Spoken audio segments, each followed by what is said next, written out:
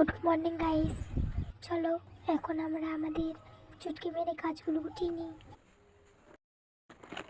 চলো প্রথমত আমরা আগে ব্রাশ করে নিই। ব্রাশে মাজন লাগিয়ে এবার চলো আমরা ঘুরে ঘুরে করতে যাই। তো চলো এবার আমরা ব্রাশটাকে দিয়ে নিয়ে দাঁত মাজা আরম্ভ করি। তো গাইস এখন দাঁত মাজা হয়ে গেছে, তো চলো আমরা মুখ দিয়ে নিই। চলো গাইস এবার আমরা বাড়ি যাই।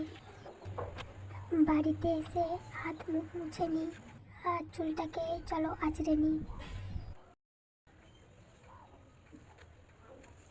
চুল আঁচড়ানো হয়ে গেছে, তো চলো এবার আমরা 10 টাকা নিয়ে দোকান থেকে কিছু খাবার জন্য খাবার কিনে আনি।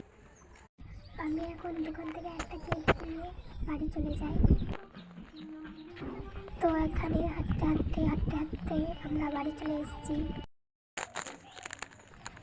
বাড়িতে এসে কেকটাকে খুলে এখন আমরা চলো খেয়ে নিই একটা কেক। তারপর ম্যাজিক স্টাইলে সব কেকগুলো খেয়ে নিই। এবার চলো আমরা দেখি ঘড়িতে কটা।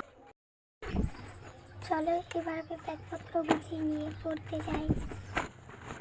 এবার আমি ঘর থেকে বেরিয়ে গেছি প্রাইভেটে যাওয়ার উদ্দেশ্যে। চলো এবার হাঁটতে আমি আমাদের টিউশন গেটের সামনে চলে এসেছি। সবাই চলে এসছে, তো সবাই বসছে এখন মস্তা মজা পাচ্ছে।